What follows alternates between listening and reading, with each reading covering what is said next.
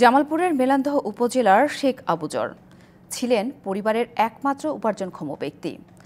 বিধবা মায়ের বেঁচে থাকার অবলম্বন। বৈষম্য বিরোধী আন্দোলনে গুলিবিদ্ধ হয়ে নিহত হওয়ায় অনিশ্চয়তায় পুরো পরিবার।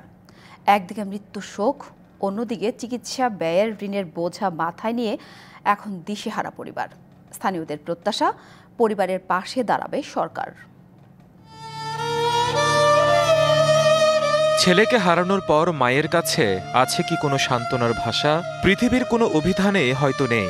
তাই তো সন্তান শেখ আবুজরকে হারিয়ে রংহীন চোখের জলই এখন বেদনা প্রকাশের একমাত্র মাধ্যম জামালপুরের মেলান্দহের পশ্চিম শ্যামপুর গ্রামের সুফিয়া বেগমের।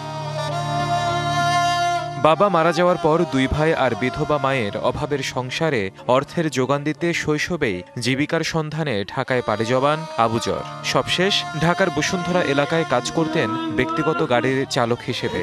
কিন্তু 19 জুলাই বৈষম্য বিরোধী আন্দোলন পাল্টে দেয় সব। গুলিবিদ্ধ হয়ে 9 দিন চিকিৎসাধীন থাকার পর মারা যান আবুজর। দিশাহীন হয়ে পড়ে পুরো পরিবার। আমি ঋণের চাপে আমি বাড়ি থাকতে পারতাছি না। আমার দুই পোলা ঋণের চাপে হিমশিম খাইতাছে। দুই পোলা তো দিন মজুরি কাম করে, ঋণ দিব না, বউ পোলা পান সামাল দিব না। আমার আহত থাকাকালীন আবুজরের চিকিৎসায় সর্বশান্ত পরিবারটি। খরচ হয়েছে প্রায় 13 লাখ টাকা। বিভিন্ন রাজনৈতিক দল, ব্যক্তিগত ও উপজেলা প্রশাসন আর্থিক সহযোগিতা করলেও এখনো পরিশোধ হয়নি চিকিৎসা ব্যয়ের ঋণ। একদিক থেকে ছেলে হারাইছে, ভাই হারা, অন্য দিক থেকে তারা ঋণগ্রস্ত। দুই দিক থেকেই চাপে আছে।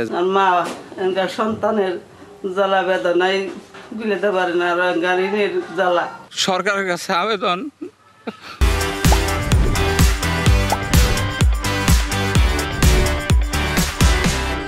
একদিকে মা ছেলে হারাইছে, এখন যদি ঋণটা পরিশোধ করে দিত তাহলে আমার মা একটা দিকে একটু শান্তি পাইত। উপজেলা প্রশাসন বলছে নিহত আবুজরের মাকে সরকারি বিভিন্ন সহায়তার আওতায় আনার পরিকল্পনা করা হয়েছে। জেলা প্রশাসক স্যারের পক্ষ থেকে 20,000 টাকা এবং আমাদের এই উপজেলার সমাজ কল্যাণ দপ্তরের পক্ষ থেকে 5,000 টাকা অনুদান দেওয়া হয়। এছাড়া তার মাকে বিভিন্ন যে আমাদের সরকারি কর্মসূচি রয়েছে, বিভিন্ন এইসব কর্মসূচিতে অন্তর্ভুক্ত করার জন্য আমরা প্রক্রিয়াধীন আছি।